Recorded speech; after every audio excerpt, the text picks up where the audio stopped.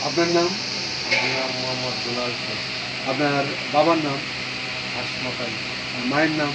জোৎস্না বেগম। তো আপনার গ্রামের বাড়ি কোথায়? গ্রামের বাড়ি হালুয়াঘাট থানা, কৈশাপুর মাইজপাড়া। আহ, আপনি লেখাপড়া করতে করছেন? লেখাপড়া করতে 5 কোন স্কুলে? এটা আমাদের নোয়াখালী? হালুয়াঘাট না, এটা হলো আমাদের গ্রামে। আচ্ছা। গ্রামে হইলে এটা একটা মাদ্রাসা। মাদ্রাসা ওইখানে আর কি সব সব শিক্ষাই আছে আর কি। ওইখানে 5 পর্যন্ত? হ্যাঁ, কৈশাপুর দাখিল মাদ্রাসা। তো আপনি ঢাকায় আসছেন কি? ঢাকায় আসছি তো 2000 2000 সালে থেকে? 2000 কিছুদিন আগে আসছি। তখন এনে থাকতেন কোথায়? থাকতাম এখানে, আব্বা মা থাকতো, আগে থাকতো। তো আপনার বাবা মা আগে থেকেই এখানে হ্যাঁ, থাকতেন? হ্যাঁ। বাবা কি কাজ করতেন? বাবা রিক্সা রিক্সা চালাতেন? চালাতো। আচ্ছা, মা? মা পাশে। আচ্ছা, বাবা তখন কোথায় থাকতেন? আপনার বাবা থাকতেন কোথায়? তখন আমরা থাকি হলো গাউসুল আজম মসজিদ আছে আমাদের এখানে টিপি গেটে, ওটার পাশে আছে আকিসপাড়া। আকিসপাড়া মহাখালী? বলে। হ্যাঁ, মহাখালী। আচ্ছা, ওইখানে না? হ্যাঁ, ওইখানে। তো আপনি এসে যখন আসলেন তখন বয়স কত হলো? তখনকার বয়স হইব 21-22। তখন তো বিয়ে করেন না, এসে কোন কাজে যুক্ত হন? তখনকার আইসায় আমার আব্বা যেহেতু রিক্সার সাথে জড়িত আছে, যেহেতু রিক্সার সবাই চিনি আর কি, ওই হিসাব করে আর কি রিক্সার গ্যারেজে নিয়ে গেছি। রিক্সার গ্যারেজে কার গ্যারেজে ছিল? ওই লোকা ওহাব মিস্ত্রি নামের একজন লোক ছিল আর কি, উনি রিক্সা ফুটবডি তৈরি করতেন, হুম, হুম। মানে নতুন রিক্সাগুলো বানাইতো। আচ্ছা, আচ্ছা। ওই গ্যারেজে আমি আর কি প্রথমত ঢুকি। আপনি মানে কি কাজ করতেন? ওইখানে রিক্সা কমপ্লিট করতাম, যেরকম বডি বডি? মারতাম, ফুট সিলি করতাম, কামানি সেটিং করতাম, বা পুরো রিক্সাটার মানে একটা ইয়ে করে আর কি, যে নাট কিছু ইয়াতে আর কি সব কমপ্লিট আর কি। এটি তো আসলে এক ধরনের গুরুমুখী বিদ্যা, কারণ এগুলি হ্যাঁ, কার কাছে শিখছিলেন? এইগুলা শিখছিলাম ওই লোকা, ওইখান থেকে ওই ওয়াহব মিস্ত্রি আর কি একজন নাম করা মিস্ত্রি ছিল, বা তার তার সাথে আরেকজন ছিল আর কি, যে আমার সাথে কাজ করতো। উনি আবার একটু পারতো, তার নাম হলো সিরাজ। সিরাজ ছিল, ওর কাছ থেকে আর কি শেখাটা আর কি, রিক্সা ফুটবডির কাজটা আর কি। তো ফুটবডির পরে আপনি কখন রিক্সা আর্টের সঙ্গে কখন যুক্ত হন? রিক্সা আর্টের সঙ্গে যুক্ত হলাম আর কি ওই জায়গা থেকে, মনে করেন যে উনি যে কোনোভাবে আর কি ওই জায়গা থেকে আমি চলে আসি। আসার পরে আমি নিজেই আর কি ইয়াটা করি, কারখানার সিস্টেমটা। তারপরে আবার কিছুদিন ওই যে বাবুল ভাইয়ের কথা বলছিলাম, ওইখানেও কিছুদিন ছিলাম। বাবুল ভাইয়ের ওনার কি রিক্সা গ্যারেজ? বাবুল ভাইয়ের ওই ফুটবডির কারখানায় ছিলাম, আচ্ছা, ওইখানে কিছুদিন ছিলাম। থাকার পরে দেখা একটু বাকি ছিল কাজ শেখার, ফিনিশিং ওইটুকু এনে থেকে শিখছি।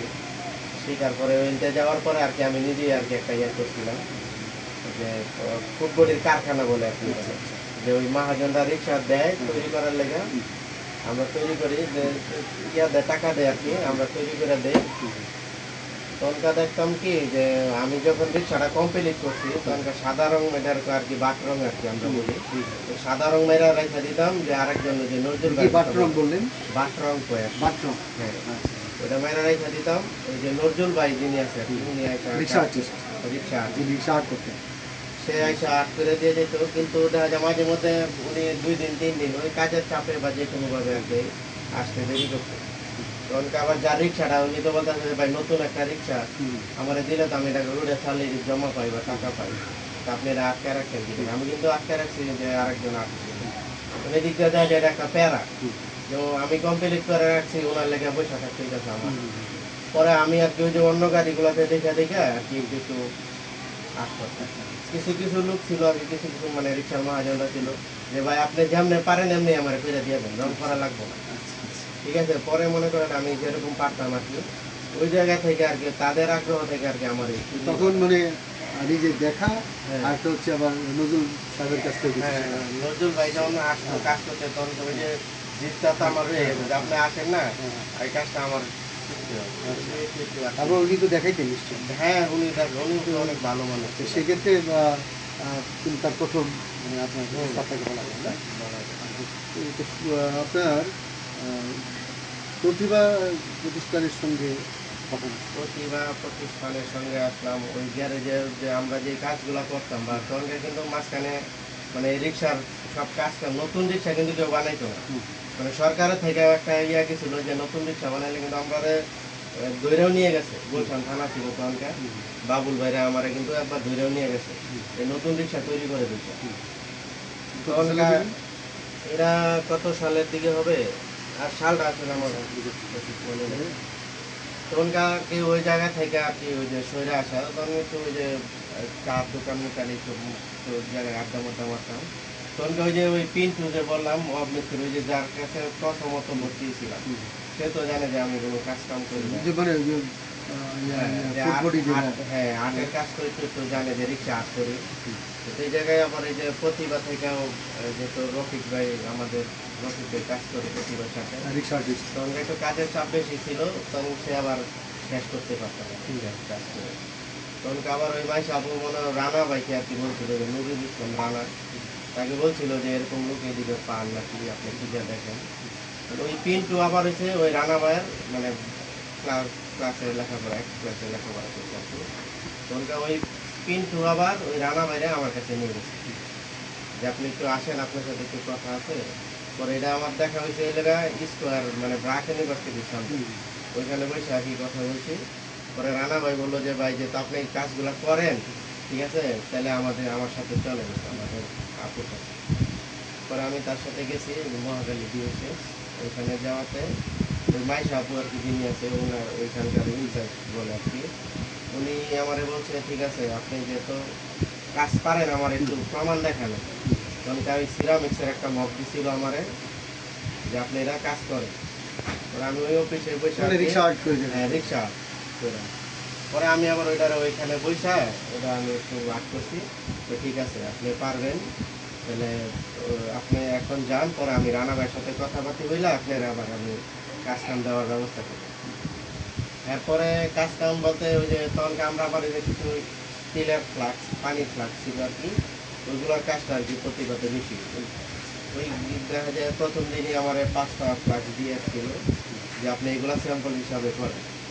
পরে আমি এগুলার কাজ করছি বাসায় বসে, রং করে এনামেল পেন দিয়ে রং করে বাসায় নিয়ে রং কিনে নিয়ে বাসায় গেছি। বাসায় যাওয়ার পরে ওই রাত্রে বসে বসে করছি, রাত্রে দিনে মিলাই করছি। করার পরে রানা ভাইরা আবার ফোন দিছে, ঠিক আছে আপনি অফিসে আসেন।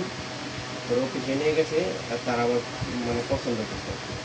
পছন্দ করার পরে এই যে আমার মানে প্রতিভার সাথে একটা এবং এই পর্যায়ে এসে আমাদের যে রফিকুল ইসলাম রিক্সা আর্টিস্ট, তিনি আবার পাকাভুক্ত রিক্সা আপনি রফিক ভাইয়ের সাথে মানে রফিক ভাইয়ের সাথে তখন তো আমার যোগাযোগ ছিল না।